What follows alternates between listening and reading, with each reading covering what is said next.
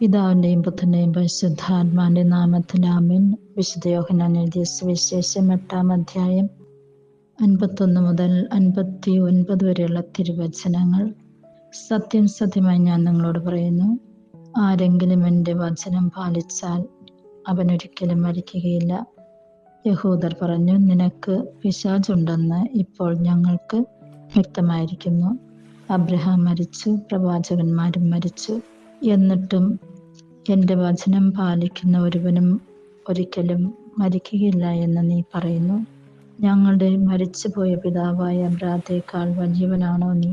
പ്രവാചകന്മാരും മരിച്ചുപോയി, ആരെന്നാണ് നീ അവകാശപ്പെടുന്നത്? യേശു പറഞ്ഞു, ഞാൻ എന്നെ തന്നെ മഹത്വപ്പെടുത്തിയാൽ എൻ്റെ മഹത്വത്തിന് വിലയില്ല.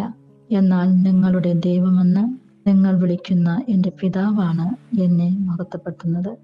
എന്നാൽ നിങ്ങൾ അവിടത്തെ അറിഞ്ഞിട്ടില്ല, ഞാനോ അവിടത്തെ അറിയുന്നു.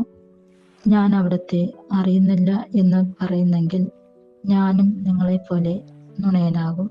എന്നാൽ ഞാൻ അവിടത്തെ അറിയുകയും അവിടത്തെ വചനം പാലിക്കുകയും ചെയ്യുന്നു.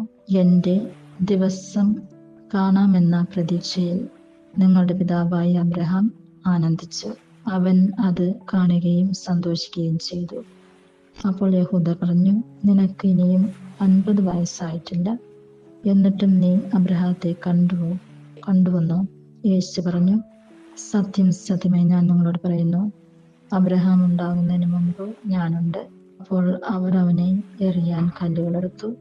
എന്നാൽ യേശു അവരിൽ നിന്നും മറഞ്ഞ് ദേവാലയത്തിൽ നിന്നും പുറത്തുപോയി. ഈ വചനഭാഗത്തിലൂടെ യേശു നമ്മിൽ നിന്നും ആഗ്രഹിക്കുന്നത് നമ്മളെപ്പോഴും ദൈവസന്നിധിയിൽ എളിമയുള്ളവരായിരിക്കുവാനായിട്ടും യേശു പറയുന്ന കാര്യങ്ങൾ അനുസരിക്കുവാനായിട്ടും യേശുവിൻ്റെ വചനം നമ്മൾ വായിക്കുവാനായിട്ടും വിചിന്തനം ചെയ്യുവാനായിട്ടും അത് നമ്മുടെ ജീവിതത്തിൽ പ്രാവർത്തികമാക്കുവാനായിട്ടും തന്നെ.